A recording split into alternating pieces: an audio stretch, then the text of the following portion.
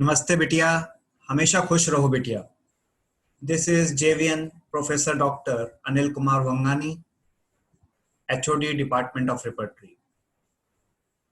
I welcomes you all at 1 p.m. repertory class for final year BHMS in the month of May 2020 on digital version 2.0 at JVW platform, which is the best women university in India.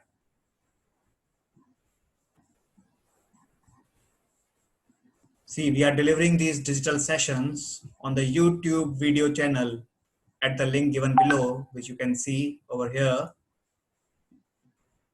as per the schedule provided by our university, that is Jyoti Vidyapeeth Women's University, having the best homeopathic college in Jaipur. Please listen carefully. I hope this lecture will satisfy your quest for knowledge. But in case of any doubt, you can drop your queries in the comment box, which I will answer in the problem solving session. Let us now begin with the digital session. So the title of today's session is Eliciting Mentals. So this eliciting mentals is very important in homeopathic practice. Why do you think that mind symptoms or mental symptoms are so important? Because they reflect individuality in the right way. We all know. So Kant was the proponent. He was the person who used mental symptoms in such a extensive way in homeopathy to select the sublimum. But it doesn't mean he ruled out physical generals. It doesn't mean he ruled out use of particulars. No. He gave importance to mental generals, but also took physical generals and peculiar particulars in the totality. So taking the mental history and analysis. Every homeopath has his or her own style of case taking, and no style is inherently right or wrong. Everyone will ask the questions in their own way. Nothing is right, nothing is wrong in this way, I can say, but it is your innate quality to take case.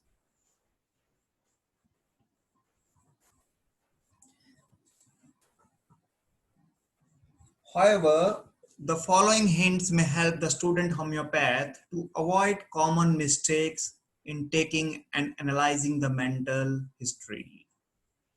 Mistakes which often lead to wrong remedy being prescribed. जो hint अभी यहाँ दिए जा रहे हैं बेलीज work से, वो हमें ऐसी मिस्टेक्स होने से रोकेंगे जो कि हमें प्रॉपर मेंटल हिस्ट्री लेने से रोकती हैं. I will also describe some techniques which I have found useful for eliciting information from the patient which is not immediately obvious or forthcoming. मैं आपको कुछ ऐसी टेक्निक्स भी बताऊंगा जो कि बहुत ही उपयोगी साबित हुई हैं इस तरह की इंफॉर्मेशन पेशेंट्स से निकालने के लिए, जो कि आपके पास डायरेक्टली नहीं आ रहे हैं, वो नहीं जानते what homeopathy is, how they ask, what to answer, जबकि ये इंफॉर्मेशन वाइटल है to identify or to reach at the sublimum.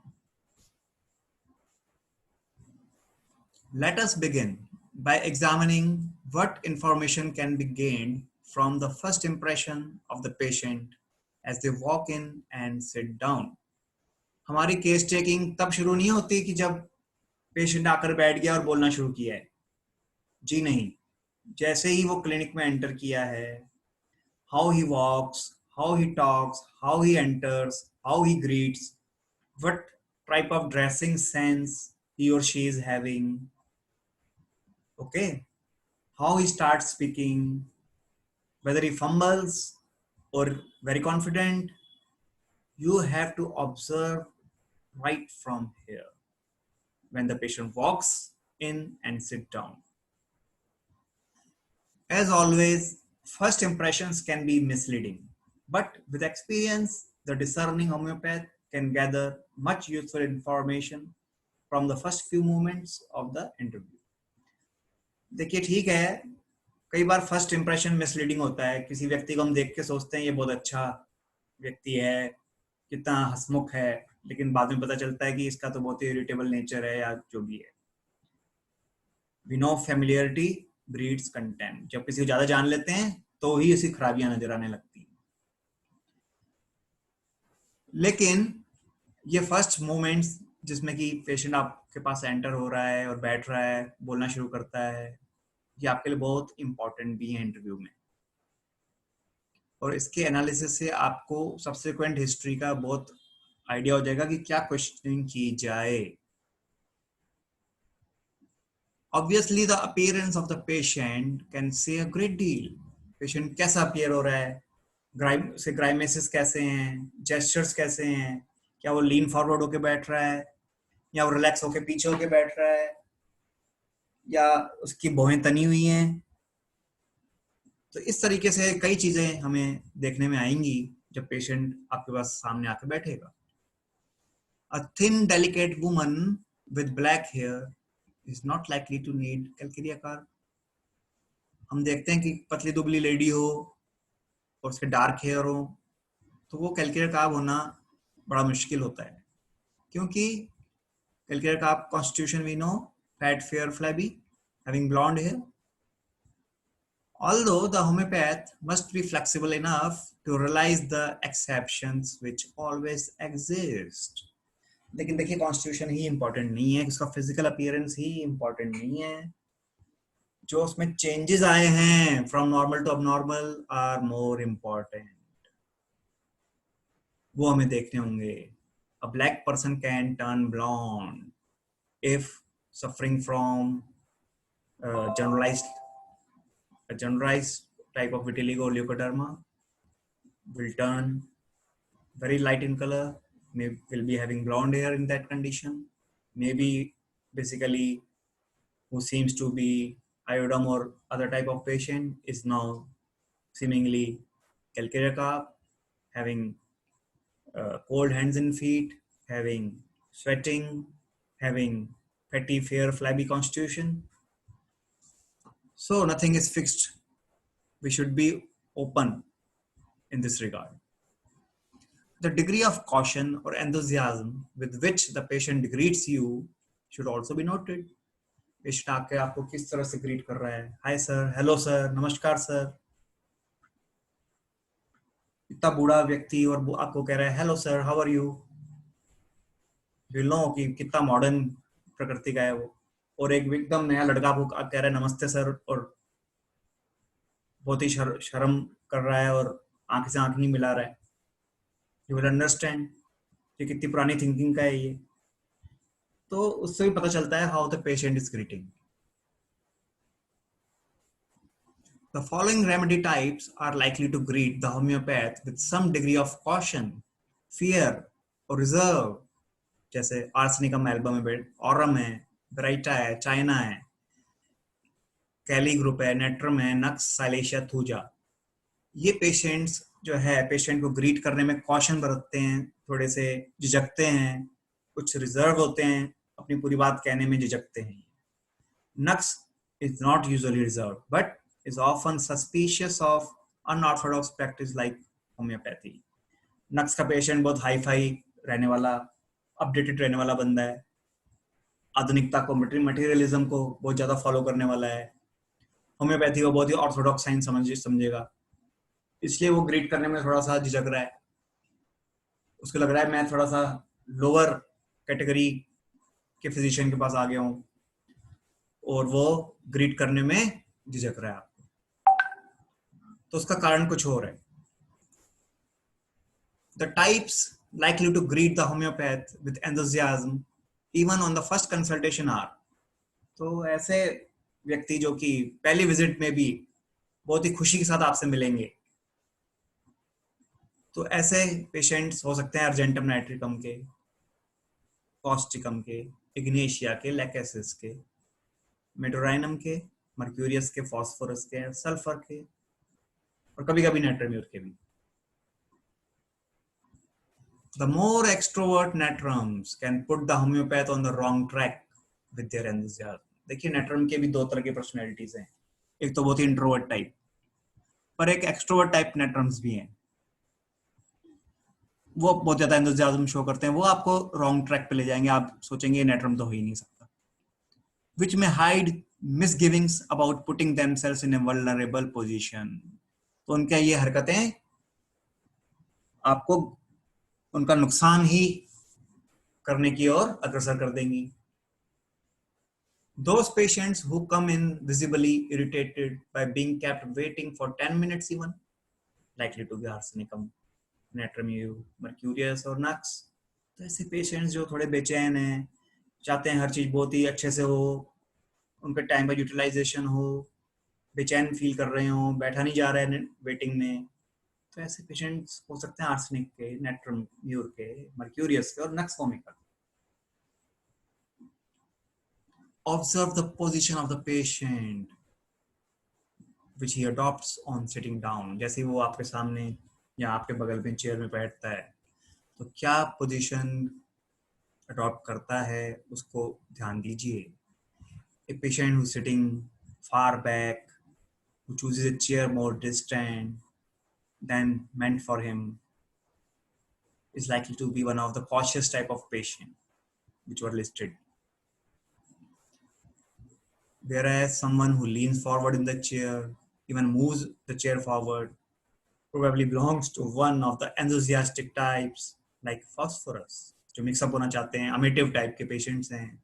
Even chair को आगे सरका रहे हैं, सबसे करीबी चेयर पे आके बैठ रहे हैं, लीन फॉरवर्ड कर रहे हैं बताने के लिए. पर देखिए जो लीन फॉरवर्ड कर रहा है वो हो सकता है कि बात छुपाने के लिए कोई और ना सुन ले. नेट्रम भी हो सकते हैं, वो अपनी बात बहुत गुप्त रूप से बताना चाह रहे हैं, जबकि आप देखेंगे कोई ऐसे ही गुप्त रोग के बारे में भी बात नहीं कर रहे, लेकिन वो आगे झुक के आपके पास आके बात कर रहे हैं. उन्हें लगता है उनकी कंडीशन किसी और को पता ना चल जाए. They are so introvert, so reserve types. Then the clothes that the patient is wearing may provide much relevant information. कपड़ों से, उसके ड्रेसिंग सेंस से भी आपको कई आइडियाज हो सकते हैं. A flamboyantly dressed patient is likely to be argentum, meteorinum, phosphorus, sulfur. एक पेशेंट जो कि रंग बिरंगे और बहुत ही नए जमाने के कपड़े पहन के चला है आपके सामने, हो सकता है कि अर्जेंटम हो, मेटोरिनम हो, फास्फोरस हो, सल्फर हो, क्योंकि वो पेशेंट ऐसा बिहेव करते हैं क्योंकि वो बहुत ही सैंग्विनस टेम्परामेंट के होते हैं. Certain types are more likely to wear black, particularly Ignatia, Natrum, and Sepia. Blue, black और ऐसे डार्क कलर्स का सिलेक्शन करेंगे जो कि गंभीर प्रवृत्ति के कलर्स हैं, डिप्रेशन को शो कर रहे हैं. तो ऐसे कलर्स ज्यादा सिलेक्ट करने वाले पेशेंट हो सकते हैं कि इग्नेशिया, नेट्रम और सीपिया के हों. उनकी डिप्रेसिव मेंटालिटी होती है, इस कारण से उनकी ऐसी सिलेक्शंस भी होती हैं. The emotional types like phosphorus, pulsatilla, raphites often wear pink. Emotionally or very sentimentally, such patients behave and therefore they select pink, at least the females of such medicines. Slovenly, dirty, untidy dress sense favors Baryta, mercurius, sulfur.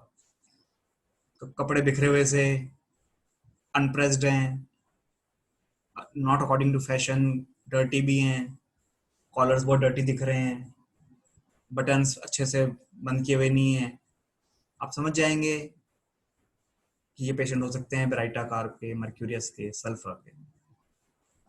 The woman who wears a rather manly suit is probably ignatia, natrum और nux Formica. कुछ ladies जो कि आदमियों के कपड़े पहनना prefer ज्यादा करती हैं, सूट्स पहनना प्रेफर कर रही हैं, इग्नेशिया, नेट्रम और नक्स फॉर्मिका से ताल्लुक रख सकती हैं. Look for the formal, bold, upright posture of aurum Callies, and some natrums.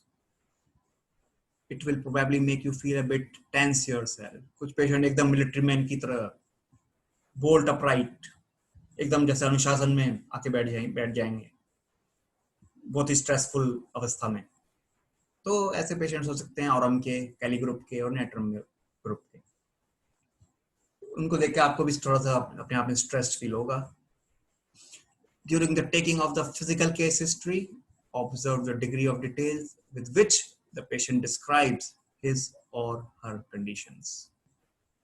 तो हमें ये भी देखना है कि कितने आसानी से जो पेशेंट है कितने फ्लोइंग वे में चीजों को डिटेल कर रहा है, वो भी हमें कुछ दवाइयों की ओर इंडिकेट करेगा। Now the following types are likely to be objective and precise in their description. ऐसे पेशेंट्स जो मैं अभी बताने जा रहा हूँ जिन दवाओं से संबंध रख रहे हैं, बहुत ही स्पष्ट और टू द पॉइंट बात करेंगे, जैसे कि arsenicum, aurum, causticum, kali group, lachesis, lycopodium, medorrhinum, mercurius, natrums, nux, silicea, sulphur and tuberculinum. तो अपनी बीमारी को बहुत स्पष्टता से और शॉर्ट में बता पाएंगे। And look for the clearly hypochondrial concern with which some people will describe their complaints. They are arsenicum, calcarea, cali, phosphorus, natramine. कुछ लोग अपनी बातों को बढ़ा चढ़ा के प्रिसाइसली नहीं बता पा रहे हैं, वो खुद भी स्पष्ट नहीं है, इसमें इमोशंस मिक्स करके बात कर रहे हैं, लंबा बता रहे हैं, वो अपनी बीमारी का जिस्ट खुद ही नहीं जान पा रहे हैं। तो ये हो सकता है कि आर्सेनिक के हों, कैलकेरिया के हों, फॉस्फोरस के हों, नेट्रम के हों, कैली ग्रुप के हों। देखिए आर्सेनिक दोनों ही ग्रुप में आ रही है, क्योंकि मैं आपसे पहले भी ये जिक्र कर चुका हूँ, various medicine they are bipolar. जो मेंटेलिटी में मेडिसिन एक तरफा बहुत ज़्यादा कॉशियस है और जो है और ऑर्डर सीकिंग भी हो सकती है, तो दूसरी तरफ बहुत ज़्यादा disorder, not following the order and जो है अस्त व्यस्त टाइप का पेशेंट भी हो सकता है। तो बाइपोलैरिटी मिलती है कई सारी मेडिसिन में। तो आर्सेनिक इसमें तो स्पष्ट दिख रही है, बाइपोलैरिटी शो कर रही है। एक तरफ वो फास्टिडियस है, दूसरी तरफ वो टू द पॉइंट बात नहीं कर पा रहा है।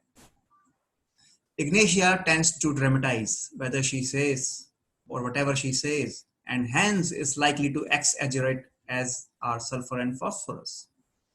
Ignatia, we know, historical personality, likes to dramatize, चीज को बड़ा चढ़ा के बताना, ज्यादा बताना, जैसे कि सल्फर और फास्फोरस में भी ऐसा ही होता है, वो भी सेंटिमेंटल है।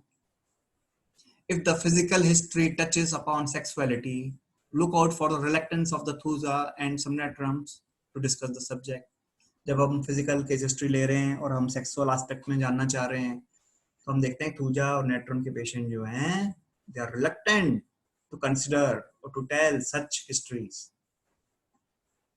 By the time one reaches the mental history, one should already have some feeling for the personality of the patient. तो हम ये जानते हैं कि पहले फिजिकल्स और पर्टिकुलर्स पे ध्यान देते हुए अंत में हम मेंटल्स के बारे में क्वेश्चनिंग करें। तो जब हम फिजिकल्स के बारे में जानने की कोशिश कर रहे हैं, पर्टिकुलर्स के बारे में क्वेश्चनिंग कर रहे हैं, उस दौरान हम पेशेंट को ऑब्जर्व करें और हमें कुछ उसकी पर्सनैलिटी का आइडिया हो चुका होता है, तो तभी हम उसके अकॉर्डिंग क्वेश्चन कर पाते हैं। तो हमें एक वेग सेंस हो जाता है जिसको हम सिर्फ कंफर्म कर सकते हैं। Often there is a sense of liking or disliking the patient, and this can be useful since each homeopath will learn with this time which type tend to attract or repel him or her. तो patients के अंदर sense of liking और disliking भी होती है, even वो doctor को like और डिसलाइक शो कर सकता है, और ऐसा होम्योपैथ विद टाइम सीख जाएगा कि कौन सा पेशेंट उसको अट्रैक्ट कर रहा है, कौन सा उसको रिपेल कर रहा है। ये होम्योपैथ देख करके ही समझ जाया करेगा। When taking the mental history, I recommend asking patient to talk about themselves first before asking them specific question. तो इससे पहले कि आप किसी स्पेसिफिक क्वेश्चन तक पहुंचे, पहले एक ब्रॉड क्वेश्चन करें पेशेंट से मेंटल एस्पेक्ट पे कि आप अपने बारे में बताएं कि आप अपने आप को किस तरह का इंसान समझते हैं.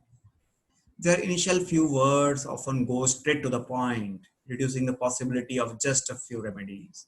वो जो प्रारंभ करते हैं जिन शब्दों द्वारा वो ही हमें सीधे दवा की ओर पॉइंट करना शुरू कर देती हैं. For example, the patient may begin, well, I am really quite a reserved person, or I am a very nervous person.